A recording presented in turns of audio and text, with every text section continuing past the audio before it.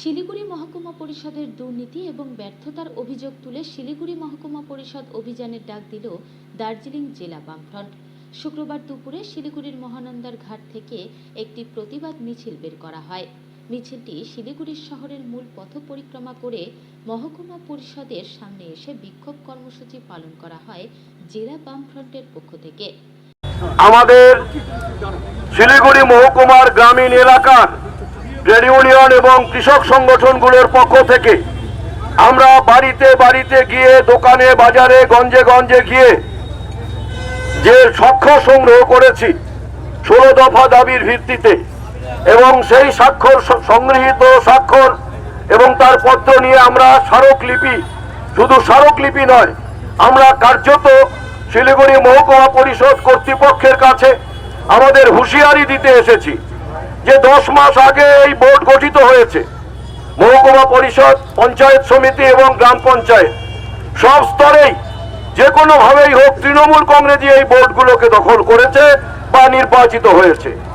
কিন্তু গোটা রাজ্যের যে চেহারা, শিলিগুড়ি মহকুমা তো তার বাইরে নয়, গোটা রাজ্যে রাজ্য সরকার, তৃণমূল কংগ্রেসের সরকার চুরি, দুর্নীতি, চাকরি চুরি, বালি চুরি, গরু চুরি কি নয়, আর মাফিয়া বৃত্তি, এবং সেই সঙ্গে চলছে মানুষের গণতন্ত্র চুরি, গণতন্ত্র হরণ করা।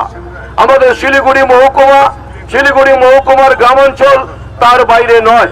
আপনারা জানেন যে গত 28 তারিখে আমরা শিলিগুড়ি পৌর কর্পোরেশন এলাকায় 21 দফা দাবির ভিত্তিতে লক্ষাধিক স্বাক্ষর সংগ্রহ করে মহকুমা পরিষদ অভিযানের উদ্দেশ্য হচ্ছে চার্জশিট দিল 16 দফা দাবি। তার আগে 17টা দাবি হয়েছে, 17টা দাবি ভাতা দিচ্ছে না, পাওনা 100 দিনের পাওনা টাকা দিচ্ছে না, আবার আমাদের বক্তারা বলেছেন নদীর রুট হচ্ছে, আপনাদের সাথে বলছি যেটা হচ্ছে নদী থেকে কাজ তুলে খাওয়া, তাদের কাজটাও বন্ধ হয়ে গেছে। এবং এই যে সভাধিপতি, এর কোনো গুরুত্বই নেই, অধিকার নেই, এর কোনো ক্ষমতা নেই।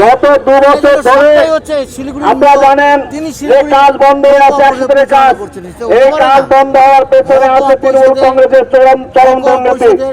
আমরা দেখেছি এবং 2 বছর আগে আমাদের সম্মান মর্যাদা এটাকে মানুষের আজকে আমরা এলাম, শুধু আমরা করে গেলাম, তারপর আন্দোলনের অবিলম্বে চালু করতে হবে গ্রামগুলোতে।